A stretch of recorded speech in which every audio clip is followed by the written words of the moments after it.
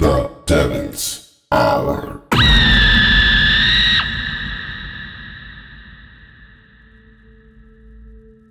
কলকাতার কোনো এক প্রান্ত থেকে কথা বলছি, আশা করছি সকলেই শুনতে পাচ্ছ। মাইক্রোফোনের সামনে আমি সায়ন্তন, আর তোমরা শুনছো ডেভিলস আওয়ার, যেখানে মানুষের সাথে হওয়া বিভিন্ন ঘটনা এবং অভিজ্ঞতা গল্পের আকারে শোনানো হয়। আজকের ঘটনাটি আমার কাছে এসেছে দক্ষিণ 24 পরগনার শ্যামনগর থেকে। যে ঘটনাটি পাঠিয়েছে তার নাম সৌম্য বড়ুয়া। অনেক ধন্যবাদ সৌম্যকে একটি অসাধারণ ঘটনা শেয়ার করবার জন্য, এবং এই ঘটনাটি আমাকে পেতে সাহায্য করেছে ঋদ্ধিমান, তাকে অনেক ধন্যবাদ। আজকের ঘটনা এতটাই গা ছমছমে, আশা রাখছি এপিসোডটা একেবারে জমে যাবে। বলে রাখা ভালো, যদি তোমাদের কাছেও থাকে কোনো গল্প, ঘটনা বা অভিজ্ঞতা, সেটা পাঠাতে পারো আমাদের অফিসিয়াল মেল আইডিতে thebongnextdoor@gmail.com অথবা sayantonhaldar32@gmail.com। এছাড়াও ফেসবুক এবং ইনস্টাগ্রামের পেজ লিঙ্ক দেওয়া রয়েছে ডেসক্রিপশনে, সেখান থেকেও কানেক্ট করে পাঠাতে পারো তোমাদের গল্প, ঘটনা বা অভিজ্ঞতা। আশা করছি হেডফোন বা স্পিকারে ডিভাইস কানেক্ট করে ফেলেছ। সময় ঘড়িতে 12টা, মাইক্রোফোনের সামনে আমি সায়ন্তন, এবং শুরু হতে চলেছে ডেভিলস আওয়ারের এপিসোড নাম্বার 2, উন্মাদে শ্যামনগর।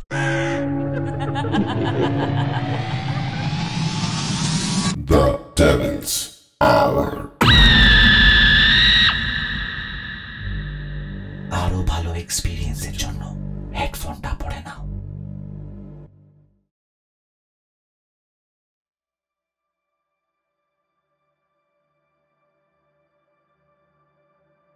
আমার নাম সৌম্য বড়ুয়া। আমি ঋদ্ধিমানের বন্ধু, এবং ঋদ্ধিমান আমায় বলল যে একটি নতুন চ্যানেল শুরু করা হচ্ছে, এবং তাতে আমারও কিছু অবদান যদি আমি দিতে পারি এই ঘটনাটির মধ্য দিয়ে, আমার খুব ভালো লাগবে।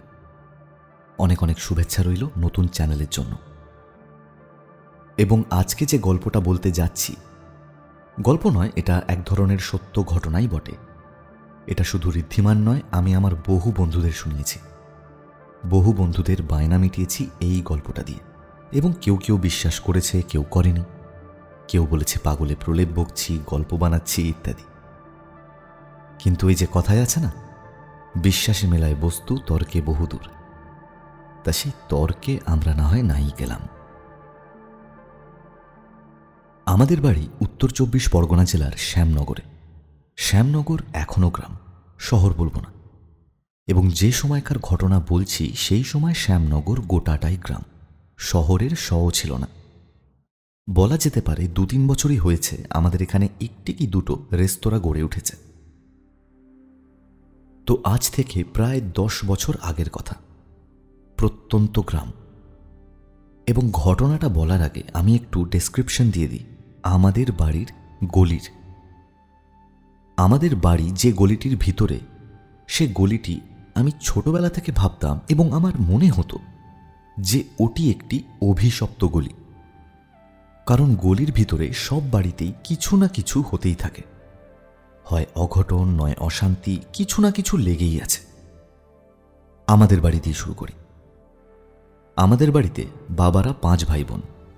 আমার বাবা তার ভাই বোনদের সাথে ভালো সম্পর্ক কোনো দিনও রাখেনি, এবং দাদু মারা যাবার পর সেটা আরও খারাপ হয়ে যায়। বাড়ি ঘরদোর, টাকা পয়সা নিয়ে আগাগোড়াই একটা ঝামেলা লেগেই রয়েছে। আমাদের সামনের বাড়ি গুড়িয়ার 7 বছর আগে বিয়ে হয়েছিল, এবং খুব রিসেন্টলি তার হাজব্যান্ড অ্যাক্সিডেন্টে মারা যায়। তাদের একটি 5 বছরের সন্তান আছে, সে পিতৃহারা হল। গুড়িয়াদের বাড়ির উল্টো দিকে রূপাটুকদের বাড়ি। রূপাটুকেরও বিবাহ বিচ্ছেদ হয়, এবং তাদেরও একটি সন্তান আছে। আমাদের উল্টো দিকে যাদের বাড়ি, রাজাদের বাড়িতেও হরদম ঝামেলা হতেই থাকে। তো সবার বাড়িতেই কিছু না কিছু ঘটনা, কিছু না কিছু বিদ্ঘুটে ঝামেলা লেগেই রয়েছে। আমাদের দোতলা বাড়ি, এবং দোতলার বক্স জানলা দিয়ে আমাদের ঠিক সামনে কানু কাকুদের বাড়ি, এবং কানু কাকুদের বাড়ির অপোজিট বা উত্তর দিকে বিরাট ভেরি। সে ভেরিতে একসময় মাছ চাষ হতো। জেলেরা যখন মাছ ধরতে আসতেন, আমি যেতাম, এবং ছোট বাচ্চা দেখে আমাকেও ছোট ছোট রুই, কাতলা এগুলো দেওয়া হতো। এক প্রকার ভালোবাসা। কিন্তু বহু বছর সেখানে মাছ চাষও বন্ধ, গোটাটাই এখন কচুরিপানা। আমি এক কাজ করব, এই রেকর্ডিংটার সাথে কিছু ছবিও পাঠিয়ে দেব, যাতে তোমরা দেখে একটা আইডিয়া নিতে পারো। তো তো আমাদের দোতলার সেই বক্স জানলায় শীতের দুপুরগুলো কাটাতে আমি বেশ ভালোবাসতাম। ওখানে দুপুরবেলার রোদ্দুরটা পড়ত এবং আমি ওই বক্স জানলার ভিতরে ঢুকে ভিতর থেকে জানলার কপাটগুলো বন্ধ করে ওখানে বসে ফ্যান্টম, সুপারম্যান, স্পাইডারম্যান সমস্ত রকম কমিক্স পড়তাম এবং কল্পনায় ছবি আঁকতাম। এই করতাম। আমাদের বাড়ির ওই বক্স জানলার ঠিক উল্টো দিকে রাস্তার পাশেই ছিল কানু কাকুদের বাড়ি। আমাদের গলিতে যে কটা পরিবার তার মধ্যে সবচেয়ে অভিশপ্ত বোধহয় কানু কাকুদের পরিবারই ছিল। কানু কাকুরা মোট ছিল 3 ভাই। কানু কাকুর বড় যে ভাই সে 12 থেকে 13 বছর আগেই চলে গিয়েছে। তাকে আমি কোনোদিনও দেখিনি এবং সে কোনোদিনও ফিরেও আসেনি। অন্য জায়গায় চাকরি করেন, মাকে দেখেন না, হেনা তেনা ইত্যাদি। সে ইছাপুরের দিকে থাকে, যা আমি শুনেছি। এবং কানু কাকুর আমাদের নেহেরু মার্কেট বাজারে একটি মুদির দোকান ছিল। সে মুদির দোকান এখন বন্ধ, চলে না, দোকানও বিক্রি করে দেওয়া হয়েছে। এবং কানু কাকুর ছোট ভাই, তার নাম ছিল স্বদেশ। স্বদেশ কাকু আমার খুব প্রিয় একজন কাকু।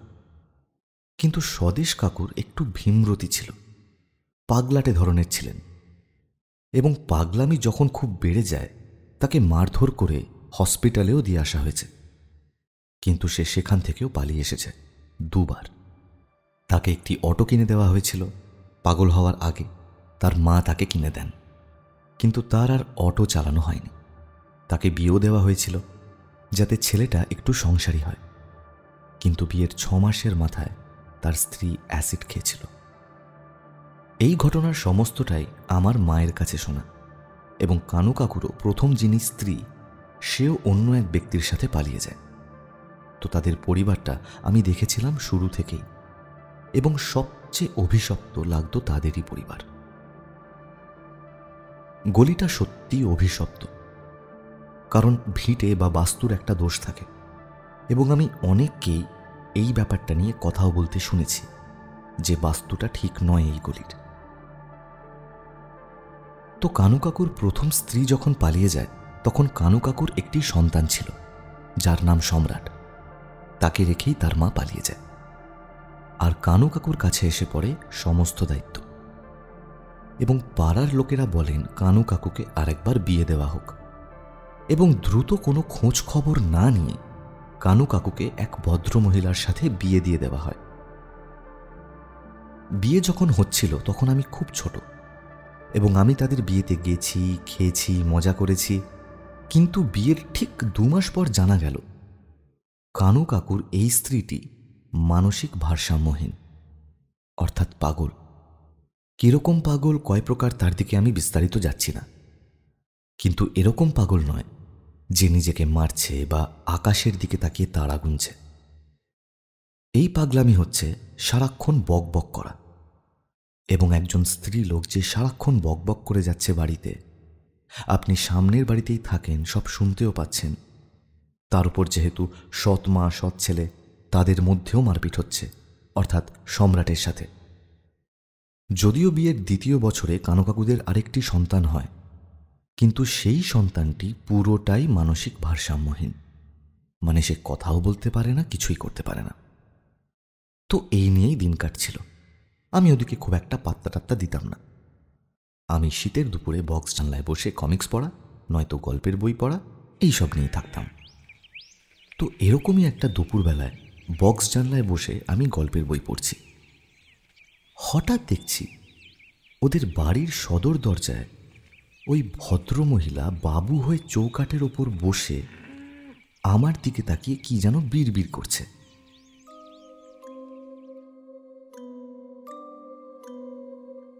আমি প্রথমটায় ঘাবড়ে যাই, কারণ আমি একেবারেই অন্যমনস্ক ছিলাম। হঠাৎ করে ওদিকে চোখ যেতে আমি দেখি ভদ্রমহিলা আমার চোখের দিকে তাকিয়ে এক দৃষ্টে সামনে পিছনে মাথা হেলাচ্ছেন এবং কি সব বিড়বিড় করছেন। তো আমি 2 মিনিটের জন্য চোখ সরিয়ে নিলাম। চোখ সরিয়ে নিয়ে নিজের বইয়ের দিকে মন দেওয়ার চেষ্টা করলাম। 2 মিনিট পর এরা চোখে দেখার চেষ্টা করলাম উনি কি এখনো আমার দিকে তাকিয়ে আছেন। দেখি হ্যাঁ, ভদ্রমহিলা তখনও তাকিয়ে আছেন আমার দিকে। এরকম প্রায় 6 থেকে 7 মিনিট উনি আমার দিকে তাকিয়ে বিড়বিড় করে গেলেন। শুনতে তো কিছুই পারছিলাম না, কিন্তু এটুকু বুঝতে পারছিলাম, হয় গালাগালি দিচ্ছেন, নয়তো রীতিমতো অভিশাপ দিচ্ছেন। তো আমার কিছুক্ষণ পর জিনিসটা ভালো লাগছিল না, অনেকক্ষণ ধরেই সহ্য করছিলাম। আমি বক্স জানলার কপাটগুলো খুলে ওখান থেকে নেমে ঘরের ভিতর চলে আসি। এরপর প্রায় কেটে যায় 13 থেকে 14 দিন। আমার স্কুল শুরু হয়ে যায় এবং ওই বক্স জানলায় আমি খুব একটা উঠতাম না। কিন্তু এক রবিবারের দুপুরে আমি ওই বক্স জানলায় আবার উঠি। আমি ভুলেও গেছিলাম ওরকম কোনো ঘটনা হয়েছিল। বক্স জানলায় উঠে আমি নিজের মনে গল্প পড়ছি। দুপুরবেলাগুলো সাধারণত এরকম গ্রাম্য এলাকায় নিস্তব্ধই থাকে, কিন্তু সেই দিনের সেই দুপুরবেলাটা এতটাই নিস্তব্ধ, এতটাই কোনো দিকে কোনো সারা শব্দ নেই, সেটা যেন আমি মেনে নিতে পারছিলাম না। মাত্রাতিরিক্ত নিস্তব্ধতা। তো এরকম চলছে, আমি গল্পের বই পড়ছি। হঠাৎ আমি দেখছি কানু কাকুদের বাড়ির সদর দরজা দিয়ে ওই ভদ্রমহিলা দৌড়তে দৌড়তে বাইরে এলেন এবং তার সারা গায়ে আগুন জ্বলছে। চোখের সামনে দেখা সেটা প্রথম একজন মানুষ আত্মহত্যা করছে, আর আমি সচক্ষে সেটা দেখছি। আমি কি করব আমি বুঝে উঠতে পারছিলাম না, এবং ভদ্রমহিলার গায়ে দাউ দাউ করে আগুন জ্বলছে। তিনি আমাদের বাড়ির দোতলার বক্স জানলায় আমার চোখের দিকে তাকিয়ে রয়েছেন, একদম স্থিরভাবে, কোনো রকম চিৎকার করছেন না। উনি পুড়ে যাচ্ছেন, ওনার চামড়া পুড়ছে, কোনো আর্তনাদ চিৎকার কিচ্ছু নেই। স্ট্রেট দাঁড়িয়ে আমার চোখের দিকে তাকিয়ে উনি আগুনে জ্বলছেন। আমার গলা দিয়ে আওয়াজ বেরোচ্ছে না। আমি মাকে ডাকবো নাকি পাড়ার অন্য কাউকে আওয়াজ দেব আমি বুঝে উঠতে পারছিলাম না। উনি দাউ দাউ করে পুড়ছেন, এবং তার যে মানসিক ভারসাম্যহীন ছেলে, সে বাড়ি থেকে বেরিয়ে ওনার পাশে এসে হাততালি দিচ্ছে।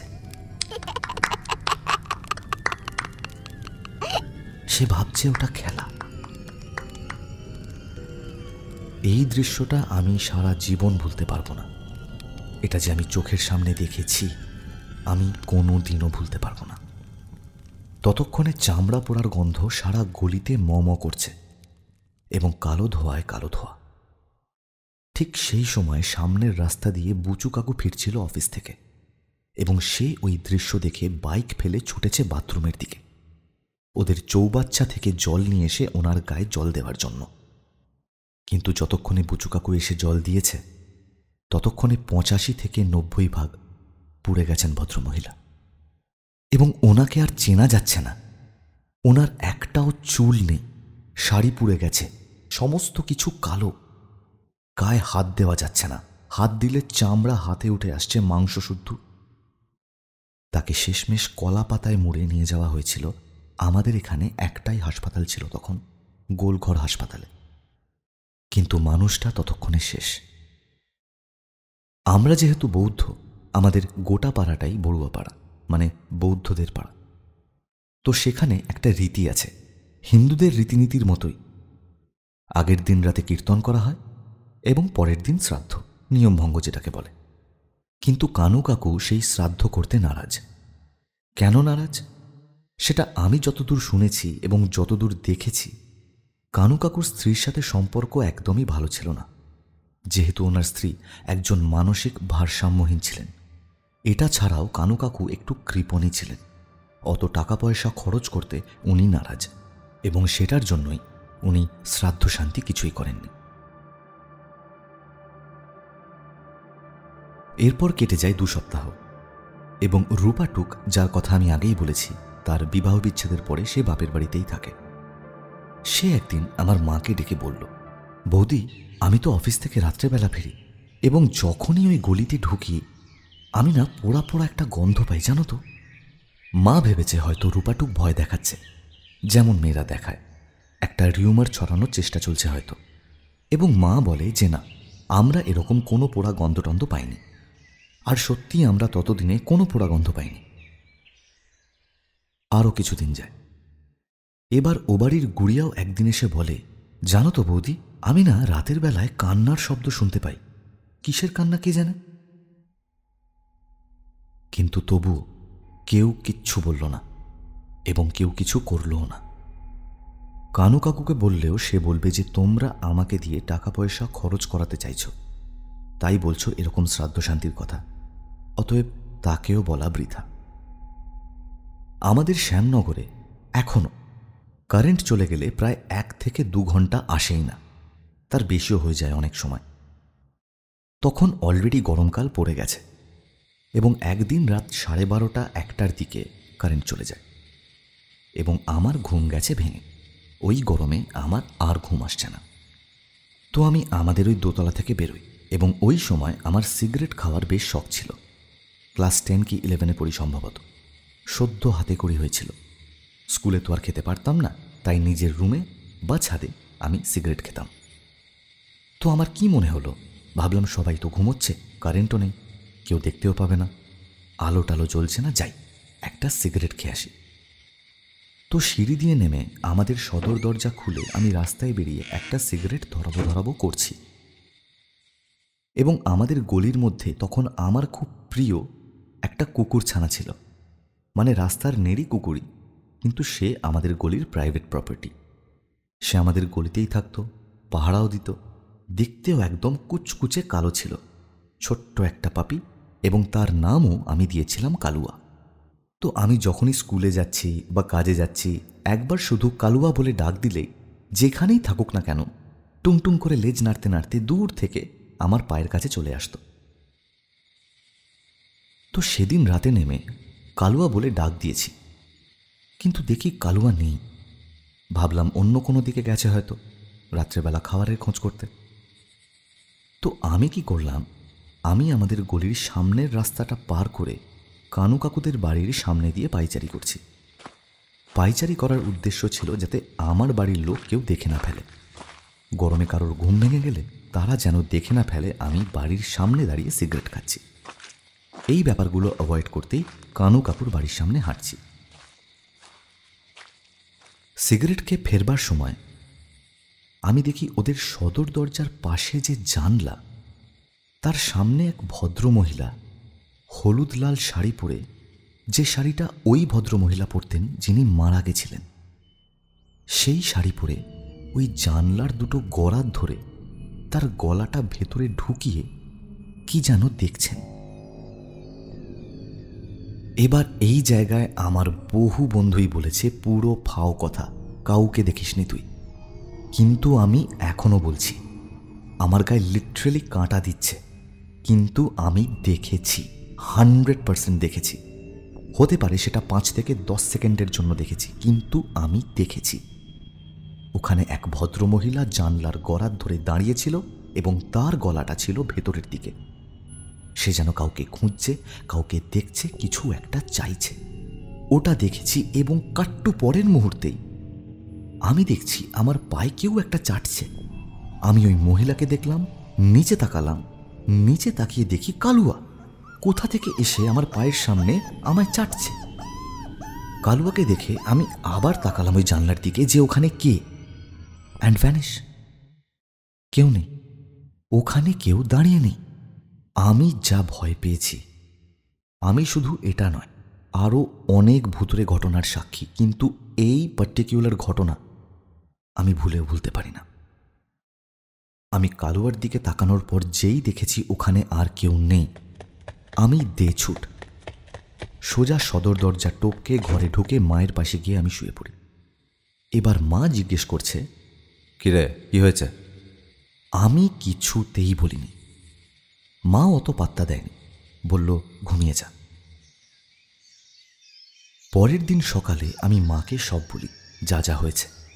এবার মা গেছে কানু কাকুদের বাড়িতে, গিয়ে সবটা বলে যে এরকম ঘটনা ঘটছে অনেক দিন ধরে, দয়া করে শ্রাদ্ধ শান্তির ব্যবস্থা করুন। এবং কানু কাকু ঠিক তার 3 দিন পরে শ্রাদ্ধ শান্তি করেও নেন। কিন্তু আসল যে ব্যাপারটা, খুবই দুঃখজনক একটি ঘটনা, এবং এর কারণ আমি আজও খুঁজে পাই না। ওই যে কালুয়ার কথা বলেছিলাম, ছোট্ট একটা কালো কুকুর ছানা, তারপর থেকে আমি কোনো দিনও দেখতে পাইনি তাকে। অনেক খুঁজেছি, কালুয়া বলে বলে ডেকেছি, পাড়ার যে কজন বন্ধু ছিল তাদেরও জিজ্ঞেস করেছি, কিন্তু কালুয়াকে সেই রাতের পর আমি কোথাও দেখতে পাইনি, কোথাও খুঁজেও পাইনি। এবং কালুয়া যদি সেই রাতে না থাকতো তাহলে আমারও বোধহয় আর বেঁচে ফেরা হতো না।